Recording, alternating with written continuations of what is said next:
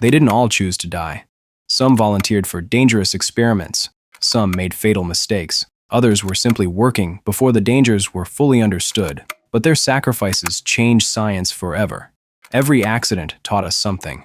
Every death led to safer methods, better technology, and stricter standards. They paid the price for discoveries that would eventually save millions of lives.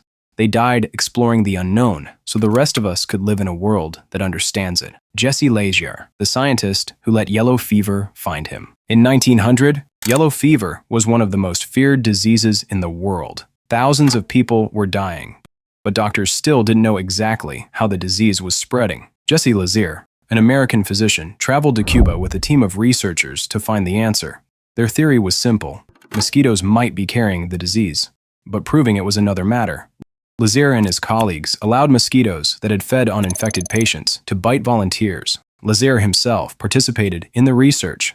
Then he became sick. He developed yellow fever. And on September 25, 1900, Jesse Lazear died. He was only 34 years old. His work, together with that of Walter Reed and other researchers, helped establish the role of mosquitoes in transmitting yellow fever. That discovery changed public health forever. Mosquito control campaigns followed. Yellow fever transmission could finally be attacked at its source. Lazear had been studying how to stop a deadly disease. In the end, the disease killed him.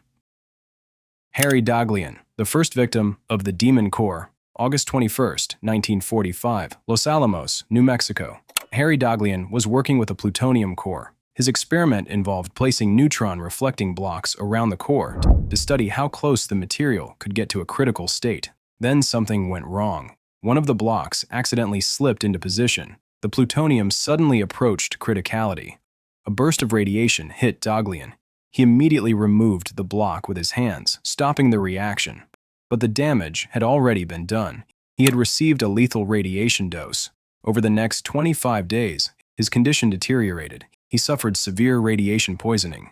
And on September 15, 1945, Harry Daghlian died. He was just 24 years old. The plutonium core involved in the accident would later earn a terrifying nickname, the Demon Core. But this wasn't the end of the story. The same core would kill another scientist less than a year later. Louis Slotin, the man who stopped a nuclear accident with his hands. May 21, 1946. Louis Slotin was conducting another experiment with the same plutonium core that had killed Harry Daghlian, the Demon Core. Slotin placed two beryllium hemispheres around the plutonium. He used a screwdriver to keep them slightly apart. It was an extremely dangerous experiment. Then, the screwdriver slipped. The two hemispheres moved closer together. The plutonium suddenly became supercritical. A flash of blue light filled the room. Slotin immediately reacted. He knocked the upper hemisphere away and stopped the reaction. His action probably prevented the other scientists in the room from receiving an even larger dose of radiation. But Slotin himself had already absorbed a massive dose. He became critically ill. 9 days later, on May 30, 1946, Louis Slotin died. He was 35. Two scientists, one plutonium core, two fatal accidents. Afterward, Los Alamos changed its safety procedures. Remote-controlled equipment replaced many hands-on experiments. The age of scientists standing inches away from critical nuclear material was coming to an end. Slotin's final action saved the people around him, but it cost him his life. Arnold von Saucony, the man who made radium glow. At the beginning of the 20th century, radium seemed almost magical. It glowed in the dark. It released energy, and people imagined countless uses for it. Sabin Arnold von Saucony developed a radium-based luminous paint. It was used for objects such as watch and instrument dials. But radium was not magic. It was intensely radioactive. Workers handling it began suffering catastrophic health problems, and von Saucony himself became one of the victims. He died in 1928 from aplastic anemia associated with his exposure to radium. His invention was also connected to the infamous story of the Radium Girls, women who painted luminous dials and suffered devastating radiation injuries. Their fight for compensation and workplace protections became an important chapter in the history of occupational safety. Marie Curie, the woman who changed medicine with radiation. Marie Curie needs almost no introduction. She discovered polonium. She helped discover radium. She pioneered the scientific study of radioactivity, and she became the first woman to win a Nobel Prize. But Curie's work was performed in an era when radiation safety was barely understood. She handled radioactive materials directly. She kept radioactive samples near her workspace. During World War I, she also helped bring X-ray technology closer to the battlefield. Her mobile X-ray units helped doctors locate bullets and shrapnel inside wounded soldiers. Her work saved lives, but years of radiation exposure damaged her own body. Marie Curie died on July 4, 1934, from aplastic anemia. Her death has long been associated with her prolonged exposure to ionizing radiation. Even today, some of her laboratory notebooks remain radioactive enough to require special handling. Marie Curie gave humanity a new understanding of matter. She also helped create technologies that would transform medicine. Irène Joliot-Curie, the daughter who followed her mother into the atomic age. The tragedy of Marie Curie did not end with her death. Her daughter, Irène Joliot-Curie, followed the same scientific path. Together with her husband, Frédéric Joliot, she discovered artificial radioactivity. Their work made it possible to create radioactive isotopes artificially. Those isotopes would later become enormously important in medicine. They could be used to study biological processes. They could help diagnose disease. And radioactive materials would eventually become important tools in cancer treatment.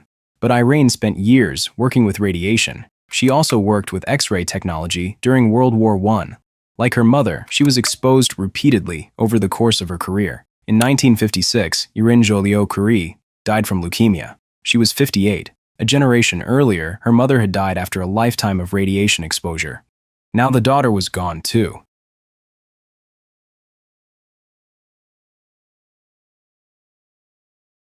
Karen Wetterhahn, 3 drops of mercury. In 1996, Karen Wetterhahn was a chemistry professor at Dartmouth College. She studied toxic metals. During an experiment, a tiny amount of dimethylmercury came into contact with her protective glove. The amount was incredibly small, but dimethylmercury could penetrate the type of latex glove she was wearing. At first, Wetterhahn had no idea she had been poisoned. Months passed. Then the neurological symptoms appeared: loss of balance, difficulty speaking, severe neurological damage. Tests revealed extraordinarily high levels of mercury in her body. Treatment could not reverse the damage. Karen Wetterhahn died in 1997. She was 48. Her death changed laboratory safety practices. The gloves that had been considered acceptable protection. Alexander Bogdanov, the man who tried to reverse aging with blood. Alexander Bogdanov believed blood transfusion might do more than save people who had lost blood. He believed it might rejuvenate the human body. In the 1920s, he founded an institute dedicated to blood transfusion in Moscow. But Bogdanov didn't want to simply observe experiments on other people. He experimented on himself. He underwent multiple blood transfusions. For a while, he believed the treatments were producing beneficial effects. Then, in 1928, something went terribly wrong. Bogdanov received blood that was incompatible with his own. A severe hemolytic reaction followed. He died soon afterward. The man who wanted to improve blood transfusion was killed by a blood transfusion. His work did not prove that blood could reverse aging, but his institute became part of the early development of transfusion medicine in the Soviet Union.